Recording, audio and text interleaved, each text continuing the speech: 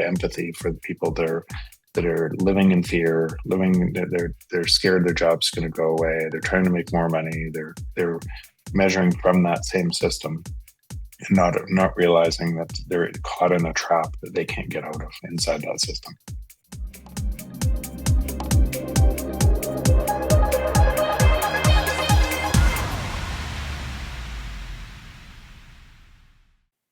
Well, hey everyone, welcome into Pushing the Limit. I am smiling from ear to ear because I'm just so ecstatic to have my guest today. He is a man that I've just admired for so long and followed his work and read his amazing book, The Price of Tomorrow. Jeff Booth, welcome to the show. You need no introduction. You're just absolutely amazing. Thank you for coming. I'm so stoked. Thanks, Lisa. Really a pleasure to be here. You're a very, very busy man. And you're so generous with your time with all us little podcasters that are out there trying to share the knowledge and share your work, because it's, I know you get a lot of requests. So really, really grateful. There's no little podcasters. Each person that you're doing this with is touching somebody else who you might be responsible for touching millions of people. So thanks for doing what you do. Thank you. Yeah, no, it really is. It's like being a node in the network, right? Mm-hmm. Some nodes are bigger than others, but we've all got a part to play. Jeff, for those who don't know you, can you give us a little bit of a background on your story? Because it's quite an incredible journey as a technology expert who's now into the whole Bitcoin space and what you do. So just give us a bit of a rundown. In 2 seconds, give us your life. What do you do? I don't know. I'm an entrepreneur primarily. I think that has always looked to how do you build value for other people? How do you use technology? How do you build value for other people? So I saw the internet, what the internet was going to become pretty early. I created a pretty sizable company at one time, about $500 million worth of value on the internet. I round tripped that. It went to zero while I was doing it, but I built it for about 20 years through .com crisis, through 2008, all sorts of different things. Most of the things that I found out that I was that kind of went right and wrong there were, let's say specifically wrong, were me standing in the way of success rather than success itself. So a lot of learning through that process, but through that process, I couldn't understand why prices weren't falling when all my friends in technology were building companies and using technology to deliver value, and why were prices going up when everyone I knew was creating that? How were prices going up when we were using essentially technology to reduce labor or to make things more efficient so you could do more with less? And that got me to write a book about it. So I'd been talking about this concept for about 10 years and couldn't understand it. So I wanted to investigate what was the deal. And I wrote a book, you just mentioned it before, but called The Price of Tomorrow, Why Deflation is Key to an Abundant Future, that explored two impossible things colliding into each other. The natural state of the free market, which was deflation, which every entrepreneur has to create value with what came before it. Mm-hmm. And we only use the things that give us more value. So we're a part of that. So how could that not deliver more value? Because if we're a part of that, and so prices should fall. Cool. But it was but it was butting up into a credit-based system where money was lent into existence that couldn't allow the free market to exist. And so I wrote that book describing what would happen as we were on a collision course between two systems that we thought it was somebody else when it was really us. Yeah. In that,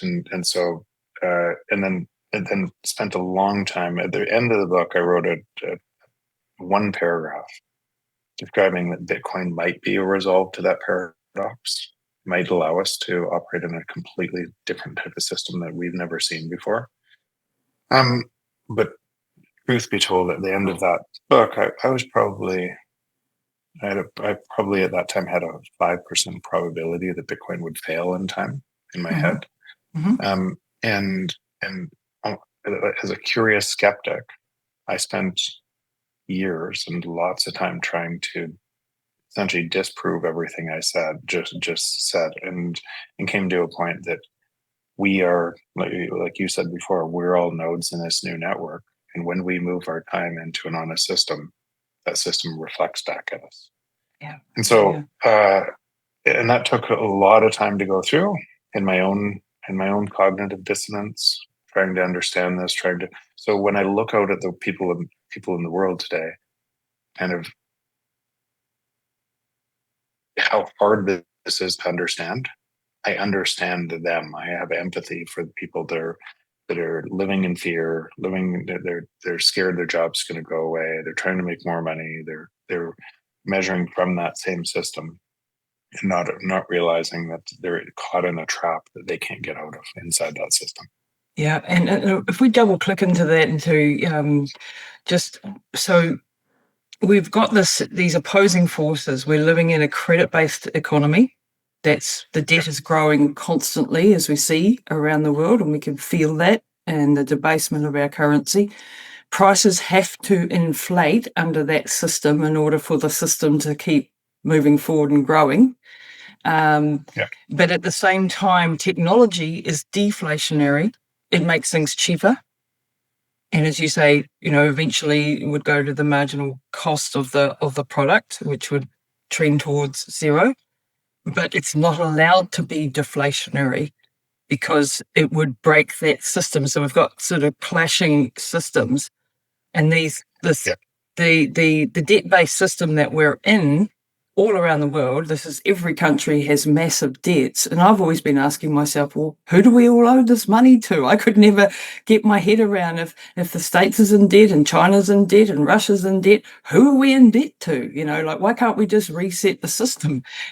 And, in my simplistic view of not knowing how these things work, but just from a simplistic view, why can't we just wipe the slate clean and start again? Basically, it's what we did in the Bretton Woods Agreement, and this is what we do every 80 to 100 years. In the Fourth Turning, the book, The Fourth Turning, we do this, and we've done this sort of throughout monetary history. And I'm still, as you can hear, grappling with these concepts, but at the core of this is a way out that you and I now believe is the way forward, and that's Bitcoin. And when I got into Bitcoin, just to give you a bit of a backstory, I came to it in a time when my whole paradigm was broken in the COVID crisis 5 years ago. When I saw government overreach, I saw mandates happening that I didn't agree with. Freedoms being taken away from citizens. That I thought I lived in a democracy. I thought I lived in, one of the Commonwealth nations, like Canada or like England. Like I'd grown up in this fairy tale world where places like Brazil and Venezuela had problems, and Africa and other places, but we were lucky and we lived in a democracy. And when I went through that experience and we lost our jobs and, some family members lost their houses, things broke apart and we were locked out of society, that was for me like, holy crap, we are not living in a free market and we are not living in a democracy, and there is becoming more and more controls on what we do. The freedoms are being taken away. And that's what led me to go into Bitcoin and just really start studying it. And I came for the start for the money because I wanted to make money. I wanted to see because I could see that Bitcoin was going up faster. But I have stayed basically for the revolution, like as Ricardo Salinas famously has said, and it's layer upon layer of an onion as I peel back more and more. And it's almost a spiritual journey now, for the want of a better description. I know that sounds ridiculous to a lot of people listening, but it is. Can you, I'm on this path that I don't understand yet. So I would say that's, I wrote on Nostr pretty recently that whether you come down to Bitcoin from a higher spiritual awareness, a higher level of consciousness, or you're in Bitcoin for enough time, living essentially on a system of honesty, you arrive at the same destination. It has to be connected to us. And it has to be connected to us because all money should be, is an abstract concept for the trade between us. Mm. So if it becomes something else that's cheated, right, that money is stolen from you, if it has to go through theft to be able to, then going through theft, it would have to divide you too. Mm. So and again, let's explore this first for listeners who don't know this like you do, or if you have any questions on this. So we have a credit-based system today. This is, and the credit-based system lends money into existence. So there's no money, and it's lent into existence. So when a bank lends you money, there was no cost from them to lend you the money, and then you have an interest rate on money that didn't exist. Just an arbitrary concept, right, of money. So the money isn't actually sitting in the bank. It's not your money. It's a debt-based system that has to grow. And so that system, when people say we can't allow deflation, from that system, they are correct, because deflation would make that debt more and more expensive, and the debt would be wiped out. And if the debt was wiped out and your house was wiped out with it, and the prices kept falling and every bank collapsed, you would beg people to print more money. And by the way, every dictatorship in the world arises from that very same thing, right?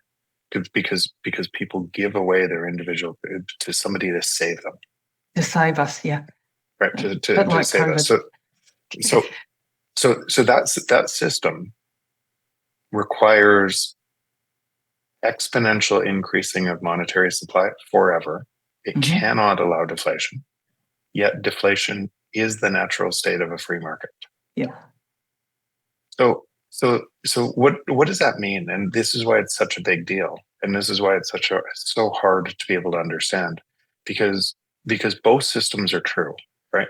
We know for sure that the natural state of the free market is deflation because we choose things that give us more value.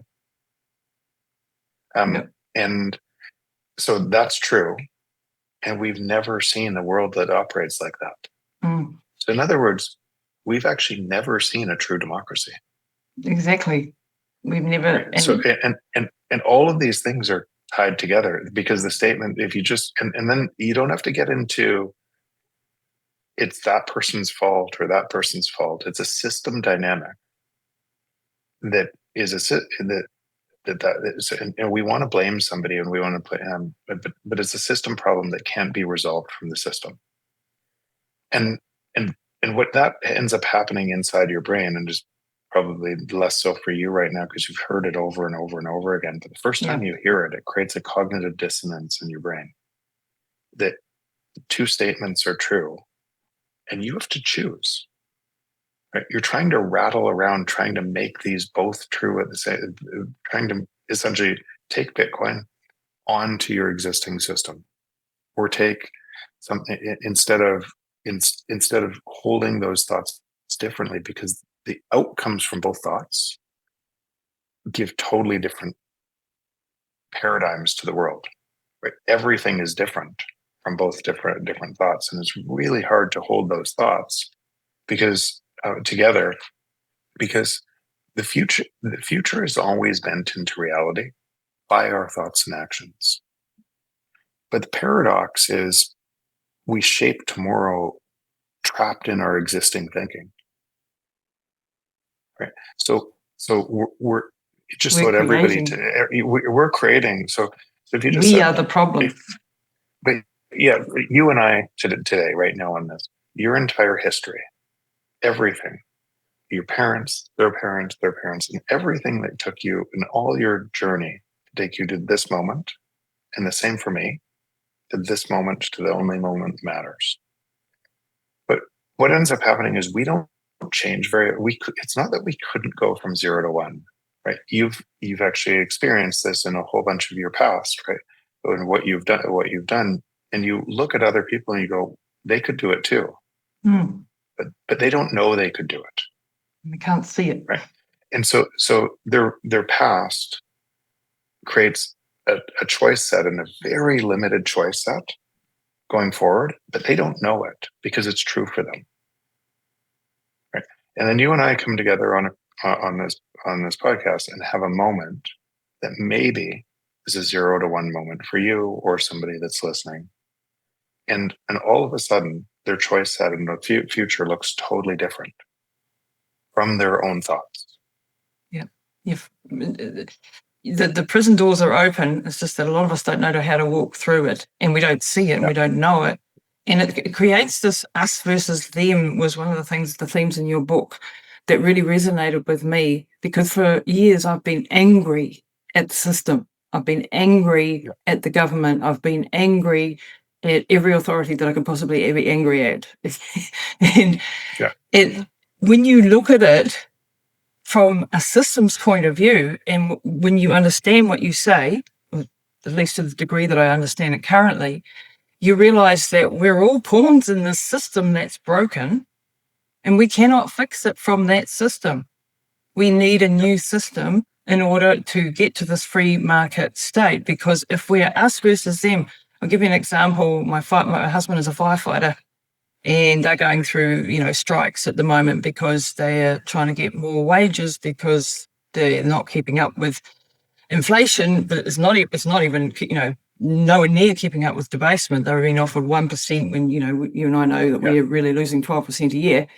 And the firefighters, who are the representative really of the average person, the school teachers, the policemen, the people who, run our world and do all the things for other people in this world, are not able to then, it's getting to the point in our country, at least, where they are not able to pay the bills, and you're having to take a second job, and you're having to take a third job, and you're thinking twice about having children, and you all of these things that are downstream consequences, and the middle classes are being reamed out, and there's a lot of wealth concentrating up at the top, at the very, very few percent of the population, and there's more and more of a gap happening in this K-shaped, economy type of situation, and that creates a anger and a resistance, and it's the us versus them. It's everybody fighting everybody, and it's the system that's broken.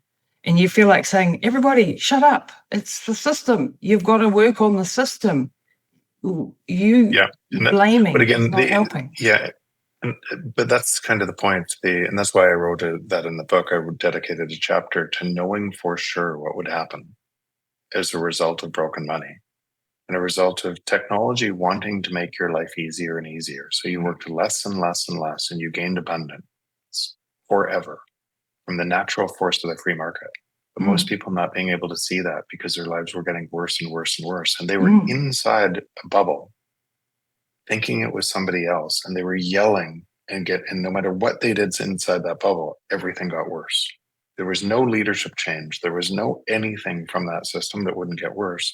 And so if you just understand human nature, even if you said what we just said about how people think and how hard it is to think differently, especially if you're facing that almost injustice that you're getting, you don't know, you're trying to do your best, and it's getting worse and further. I can empathize with why people get trapped there. And so this is a global phenomenon. You mentioned something before on Commonwealth country. Well, every Commonwealth country and the U.S. effectively was stealing from Africa and South America and Central America for years. What gave us our privilege was winning a zero-sum game against somebody else who had to lose for us to win. And that's shocking. And it's shocking. So once you understand that, once you understand how the system is wired, that's why I ask people to keep on saying, if it's true, either fight me on it. Is the natural state of the free market deflation? Either fight me on that, find a way to say that is not true. Otherwise, start there. And then ask yourself, why don't you live in a free market? And what would be the consequence? Who gets to steal your money? What would be the consequence of you living in the other market? It has to get worse and worse and worse, and you're giving it your strength. And because you have to choose, it's one or the other. People are worried. What you just said. The Every government right now going into surveillance, taking away your individual rights and freedoms, and surveilling you without your knowledge, right? Through that is obviously the next step of what they have to do.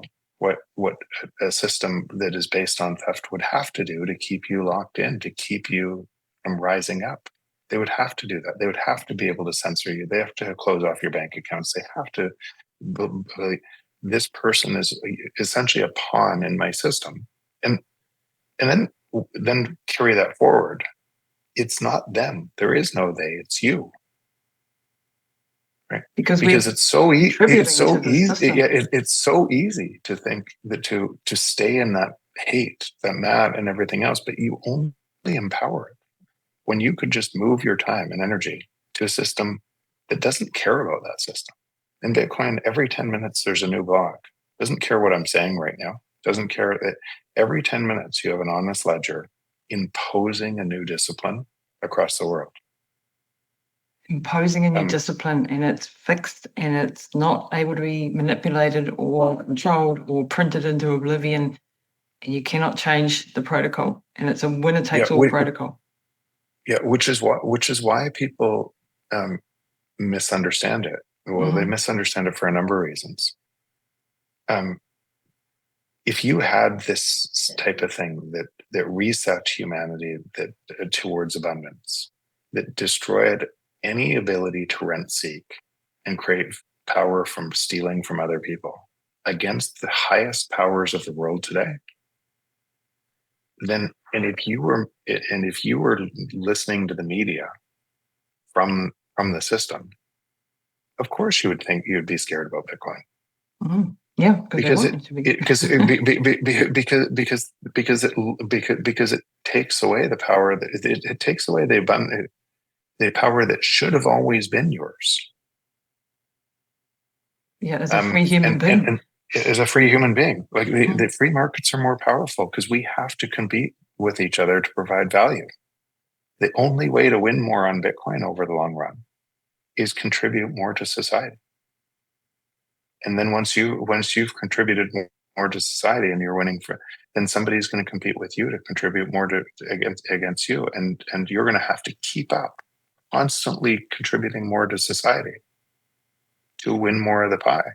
And everyone wins. It's an infinite game versus a zero-sum game. And what happens? Like how do we how do we transition? Because we're at a crux point in history. We've got, AI going massively forward, technology going massively forward, exerting deflationary pressures, taking jobs, breaking the system faster, really. How do we get from the old system to the new system without World War III? Because this is at the crux of it, right? We're going to go to World War III otherwise. Yeah, so I would say right now that you're jumping into fear, right? Because of this. All you control is your own thoughts and actions. Right?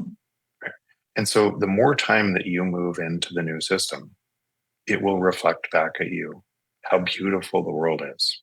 How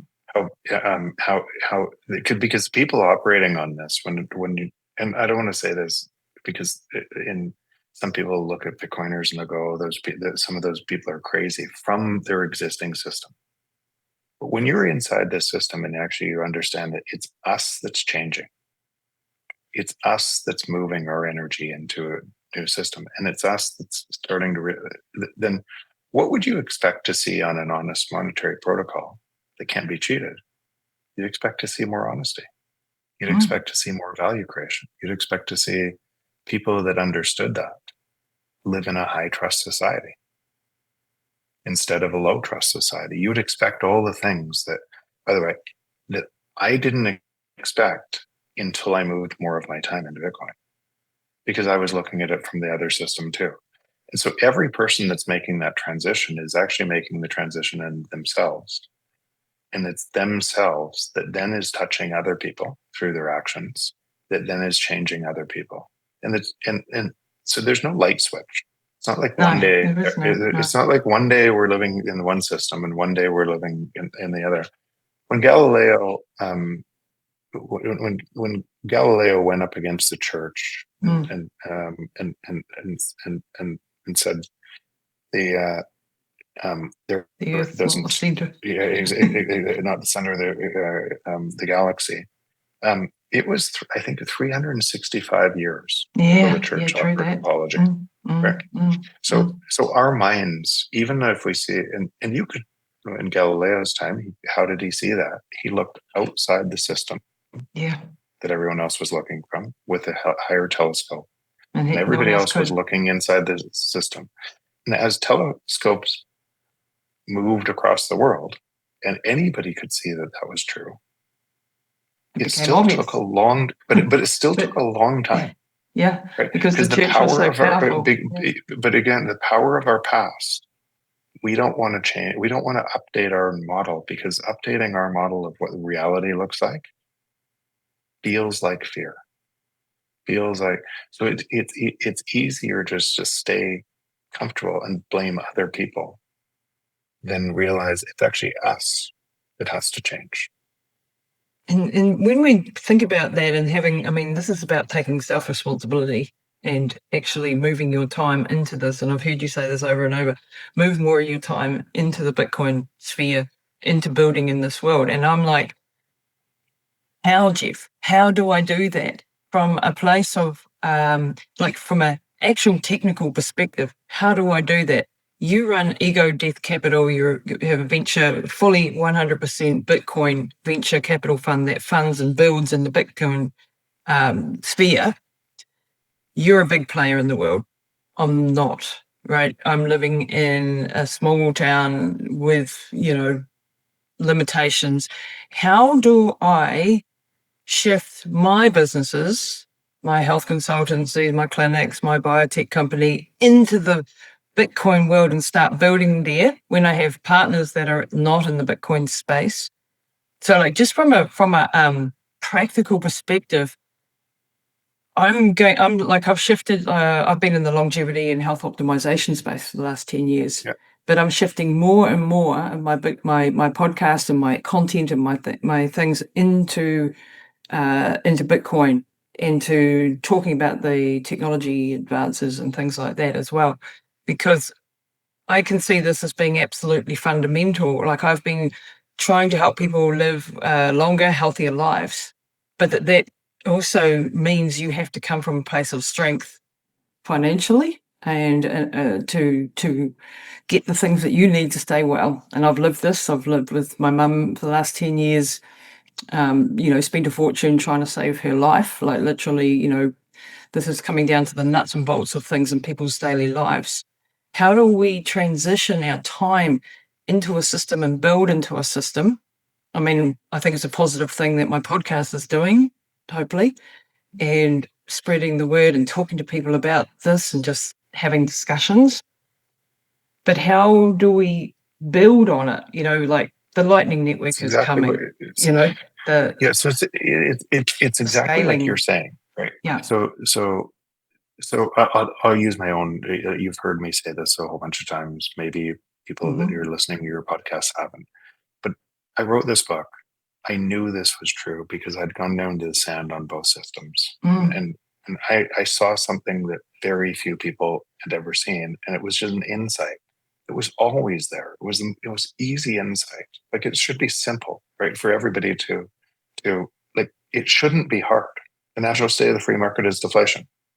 That shouldn't be a hard thing to understand, and that insight, and knowing that insight, along with how fast technology would move, would mean faster and faster deflation and faster abundance. As the jobs left, we would have more abundance faster. We wouldn't need the job that was artificially created to make prices rise. Yeah. To be able to. So so it should be something radically simple. It seemed hard for people in their current space to understand. But even through that, and you've heard me say this, I talked all over the world. I was well respected. I think my book sold 600, 700,000 copies. It's published in 27 languages. And and and I woke up one night realizing I'm a total hypocrite, because I was on all of these boards in kind of fiat land, just like you were doing, just like everything else, everyone else is doing. And I was buying more Bitcoin with this. And I was telling myself I'm helping people.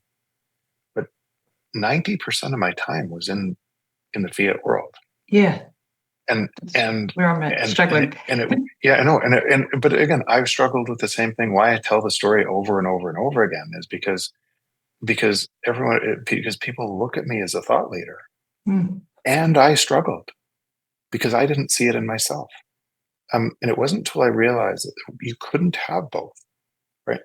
I started Ego Death, and I don't think I've said this before. When I left all the other boards and the money, my wife said, "What are you doing? Right? We don't have any income. We don't have any, like you.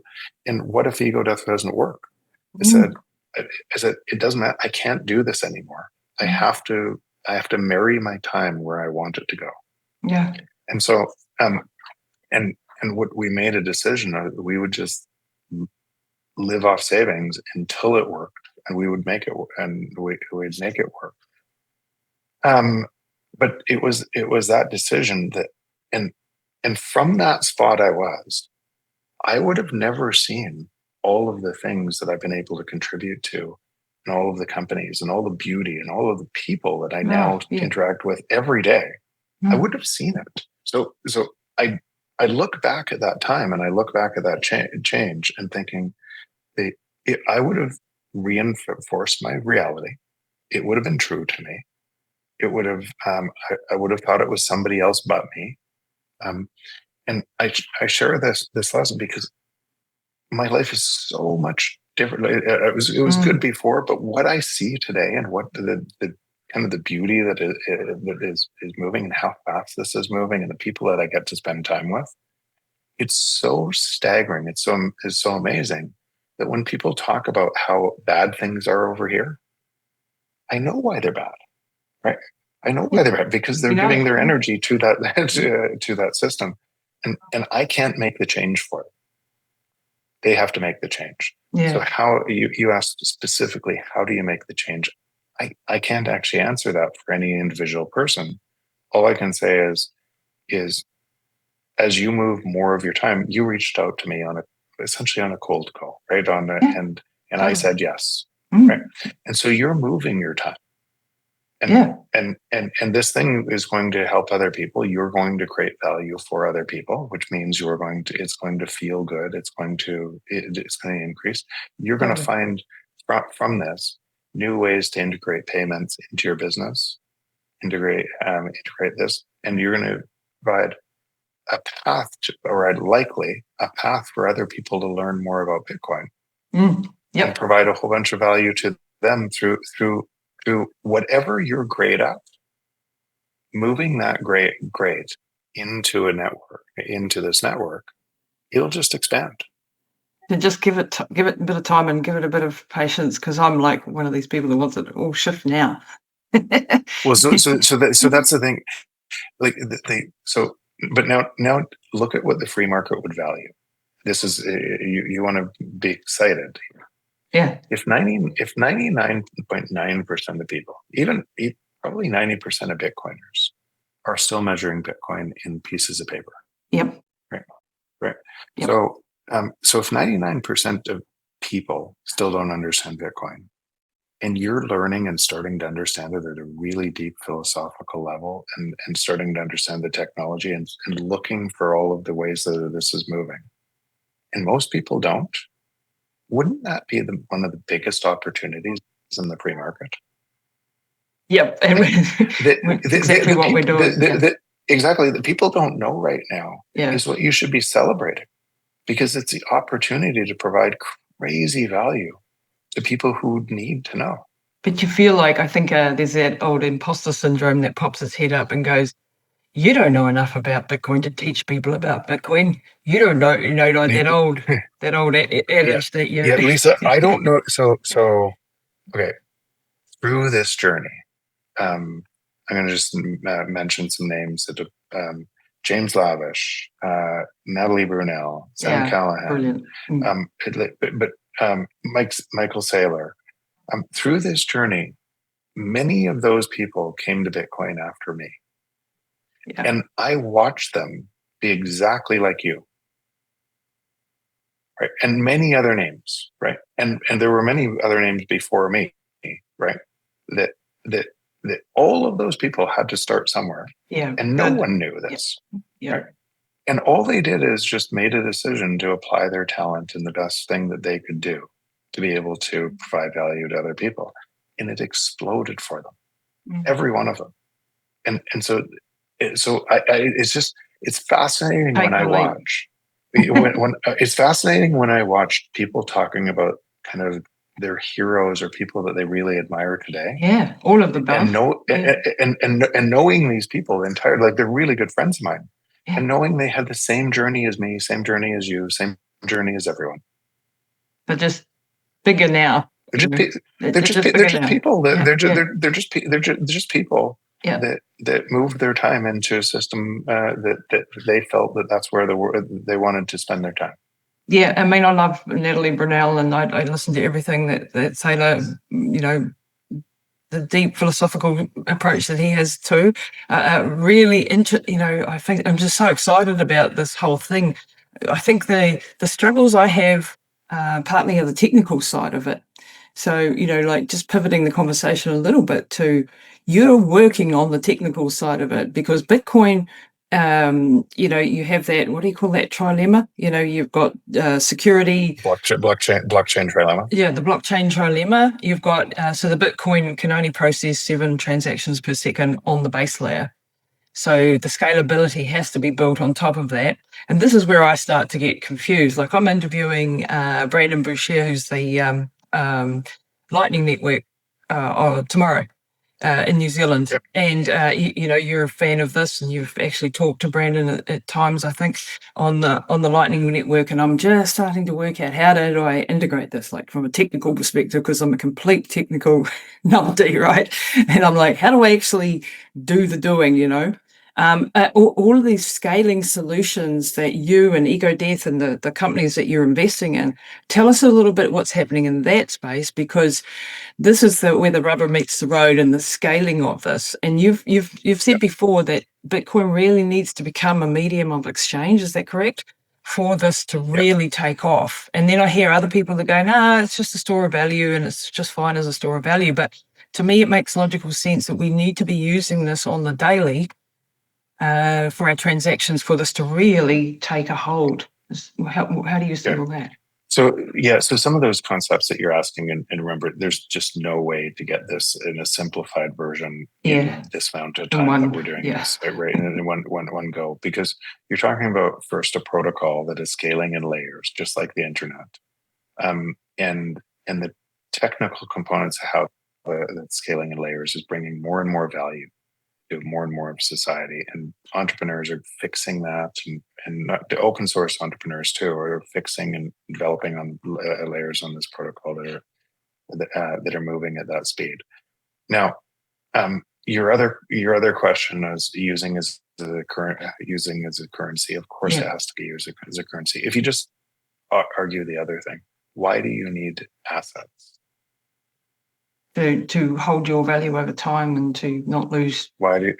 Exactly. So you mean exactly the only reason you need assets is you're pricing assets from a system where you can't store your money in money. Right. That's why asset exists. It's nonsense. If you could store your money in money, you would store your money in money. Except for your house, maybe. Right. But again, the asset of your house is turned into an asset instead of a place you live with your family. Correct. Yeah. And it's done. It's done, and then it's become financialized. And now families can't live in the house because they get priced out of it because an asset is saying I can't store my money and money. So everybody races into the same trade, and now people can't live in houses. Yeah. Right. So if you start thinking about some of these questions that your people are forming their worldview on that are so backwards because So money's ingrained. always been always been broken. Of course, you'd have to use this as a money, and then of course there would be opportunity for entrepreneurs to create value on top of Bitcoin to be able to extend it into a monetary network. And so Breeze, one of the companies that you don't need to know the technology, the deep technology, just like you don't need to know how the protocol layers of the internet work to use this Zoom call. True. Right.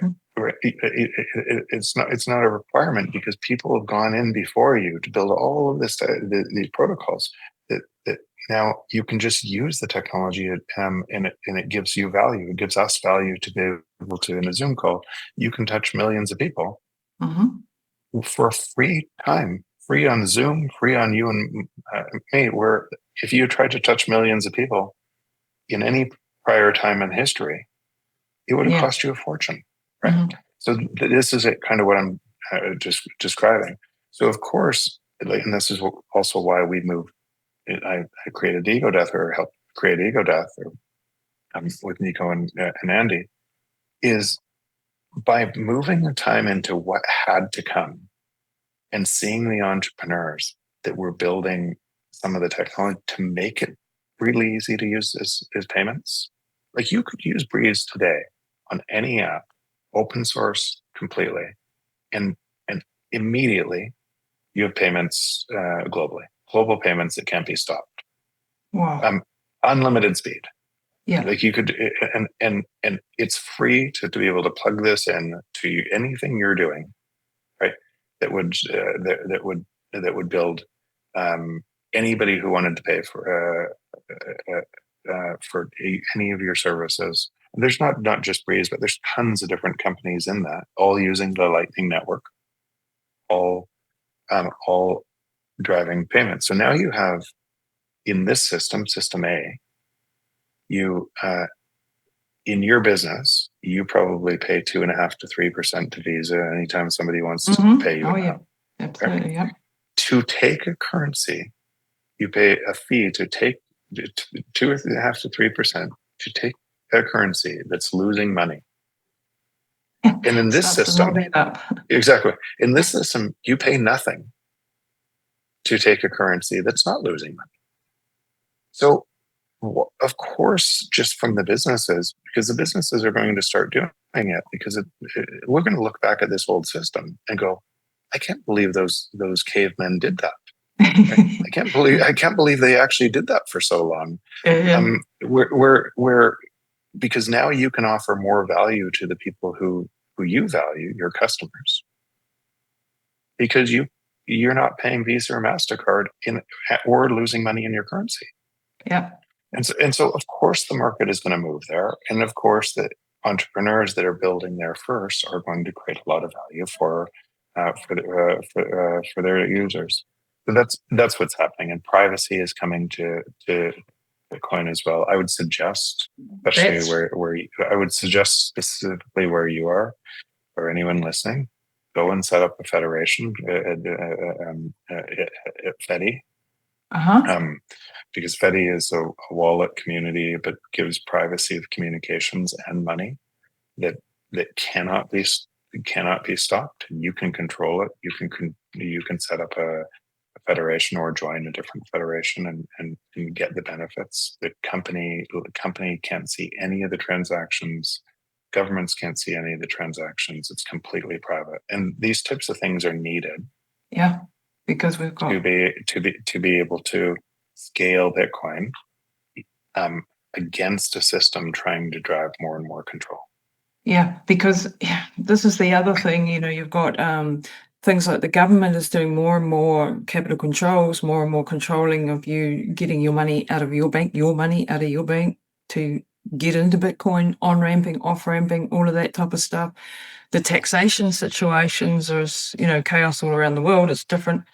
And that's one of the things that stopped me from using it for day-to-day payments, because I have to work out how do I do the taxes at the end of the year when I've got thousands of transactions. So just like those sort of basic technical fundamentals that I'm sort of grappling with at the moment. How do I pay my local coffee maker for my coffee in the morning using the Lightning Network, like educating them on it.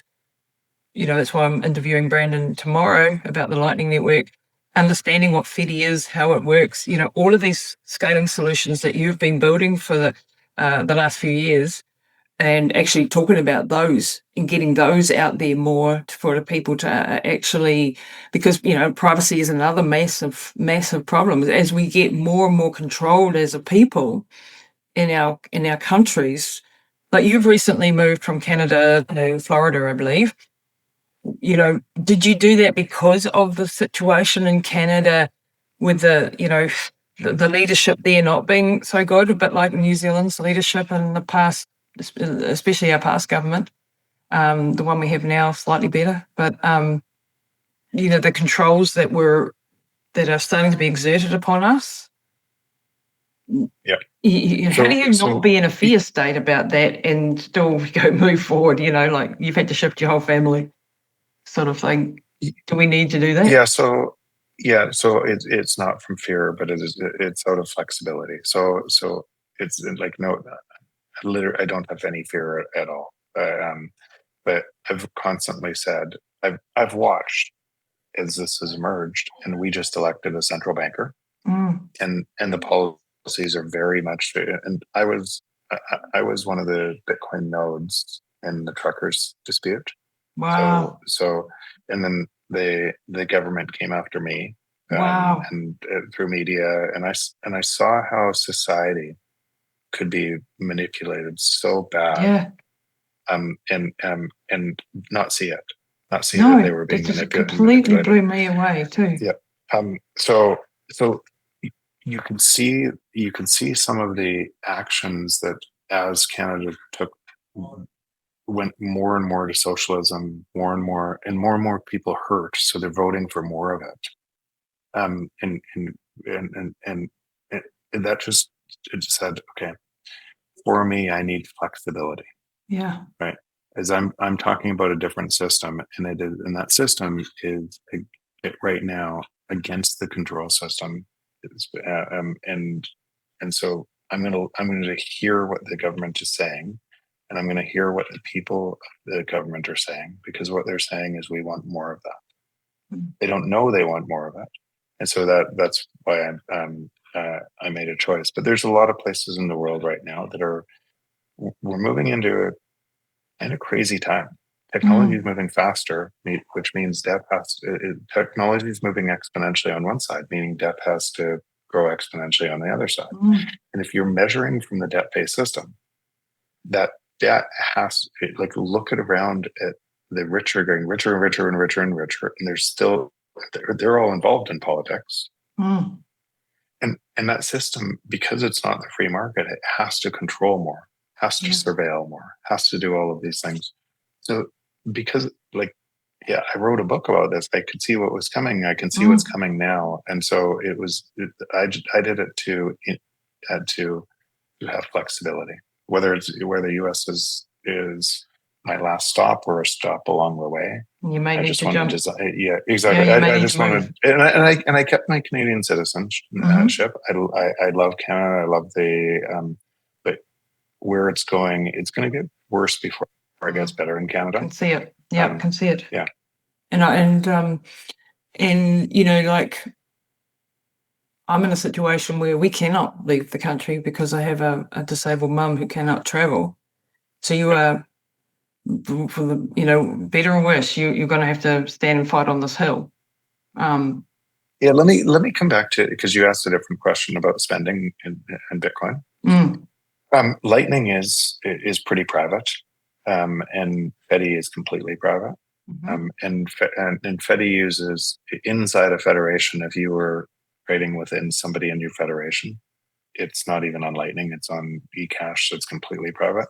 If you're trading with somebody outside, it's in eCash, and then it goes through Lightning to trade with somebody. So a wallet there is really safe, and I would just use it. So I spend in Bitcoin. I spend in Bitcoin every day. Wow. Okay. And and having, again, could somebody come back and say, you owe this much tax for your coffee? Imagine them doing that if just a whole bunch of people, instead of marching down the street, just started spending in their coffee. Right? En masse. Right. It's so much more powerful when your actions align with that, and so it'd be virtually impossible to stop. Virtually impossible to stop because of the privacy that you have on it, operating on an honest system. And you're going to have in the worst countries in the world, you always have free market still finds a way. Government states, here's the currency conversion, here's the mandatory currency conversion, and there's always a black market rate. So as governments get more central and more control, the opposite always happens. There's always always a release valve. Yeah. So, and the faster the release valve moves, the faster that provides value to society, the faster it topples governments. And we create change within the system, and the new rails can be built. And I think part of the problem is that I was listening to a gentleman from Venezuela, one of the on Raul Pueblo's podcast. I've forgotten his name right now, but he'd seen as a child the hyperinflation, the banks crashing, the coercion from the government, all of that. So he said it was the biggest advantage for him because he knew what was sort of coming. He can see what's happening in the West. We're just like the frogs in the pot, right? Boiling slowly, and we don't know that we're boiling. And we look at places like Venezuela and other places with hyperinflation and think, well, they're poor people. Luckily, that's not us. That is us. And we have this. I saw it during the COVID situation. I was on the side of not taking the big V, where we were completely locked out of society. Right, we were completely from one day to the other, basically lepers in our own country, and that sort of changes your whole. That just reshapes your whole look on the world. And there was a lot of anger and a lot of, fight in you that wants to fight against the system and be angry. But listening to you, I've sort of come to a new place of I'd rather be focusing on the positive rather than deep diving into the negative. And I do it because but the more that you rise above that, your energy just moves to the positive. Because you can't change the other. There's nothing you can do to change it. In fact, fighting it keeps its strength over you. Keeps its strength. It makes it more powerful. And so I'm not saying anybody's welcome to do whatever they want if their life looks like I want it to do. But I find it fascinating that people can't see that you can easily see what somebody else is doing to hold them back. But it's so hard to see in ourselves. Oh, totally. Right. We're all got blind spots. Everyone can see it in us. We can see it in everyone else, but we can't see it in ourselves. And it's the tragedy. And seeing it in yourself, realizing that you have complete control for the mirror image that you see in the world, and if you feed that image, it's not them, it's you. And that. Sometimes when you say that, it's really hard to hear, right? Yes, it's because you want to hold on to it isn't. It's those other people. Yeah, it's those other people. How dare you say it's me, right? And I understand why, but we all have agency, and we control our thoughts and actions. So events can happen to us, but we still have ultimate control of how we view those events. Yeah, and I think it takes, it's a time and a process thing, but I've seen other friends of mine, who have gone down deep, dark spirals because of what's happened. And they're just stuck in a place of negativity and nihilism, and, the world's going to hell in a handbasket and there's nothing I can do. And the harder I work, the less I have. And, all of which may be partly true.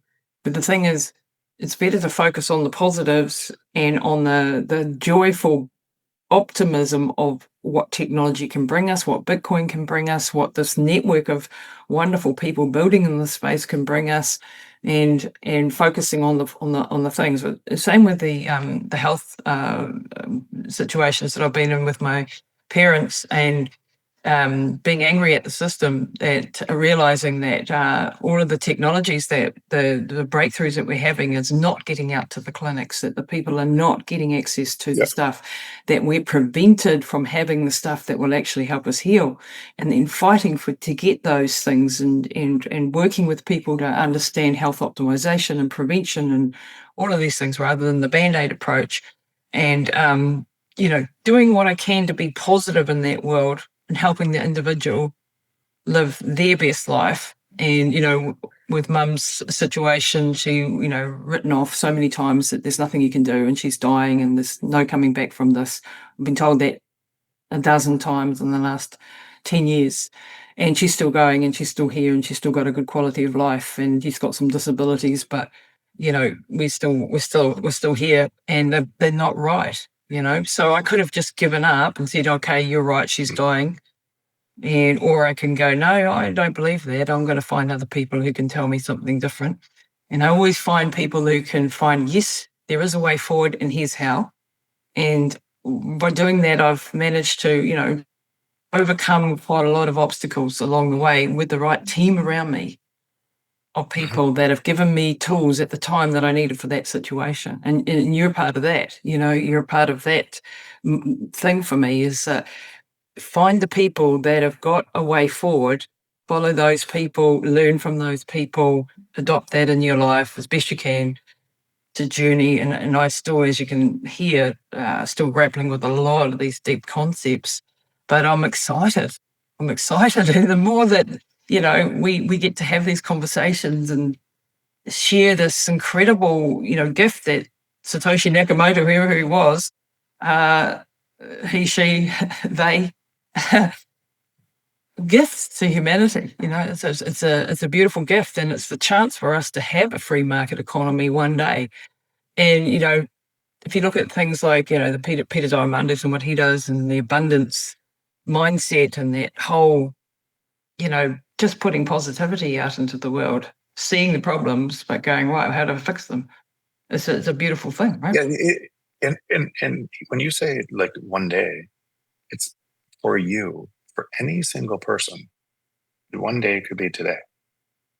Right? So I live in the first global free market, the front edge of the first global free market. So what would that look like if everything is denominated in Bitcoin? That would look like it gets easier every year. Yeah. That would look like my house 5 years ago was 300 Bitcoin. My house right now is 8 Bitcoin. Yeah. 5 years ago, 5 years from now, it'll be under 1 Bitcoin. Energy prices are exactly the same. All prices of everything I have, everything I'm working in is that same system.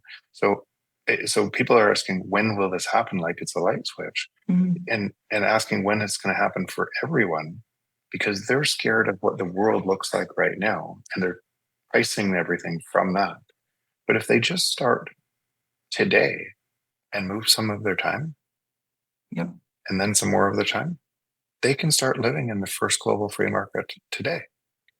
It's amazing and beautiful. And then what would that look like? Where you have to contribute to other people to be to win?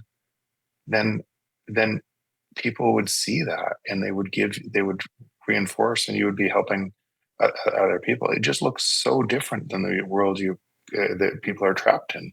And so, of course, once you're in this new space, you're not going to go back. Right? No, like, can't unsee you can't believe you once were there, right? When you're when you're in this new space, but it doesn't take, like, it just literally doesn't take. Today, somebody could be listening to your podcast and make a decision, and you've heard me say this before too, because I get people coming up all over the world saying that 5 years ago I was living in a car. Yeah. Right?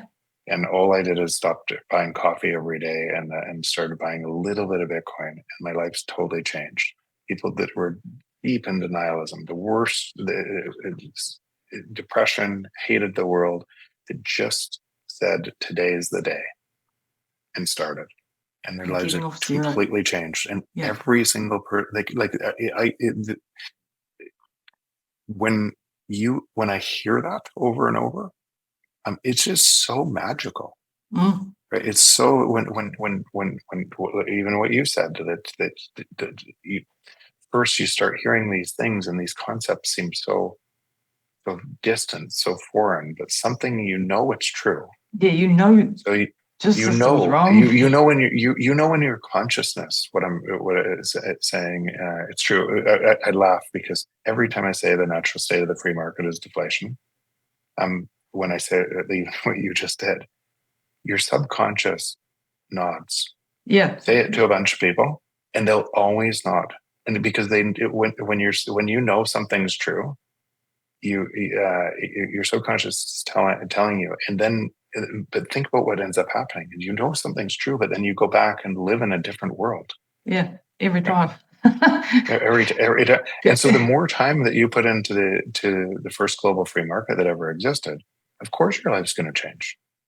Yeah, I just want to start building everything that I do in it. I just have to work out the technicals, the wallets, the connections, the how to build it into the everything that I do. And I'm sure you're capable of it. You know what you should do? I'm not what you should do. What you could do: run a meetup in your local community. If it's 2 people that show up, run a meetup and have somebody come in for that meetup on Zoom or something like that, and explain how just practically to do that. And then 3 people will show up, then 5 people will show up, and you're going to learn the process while you help other people.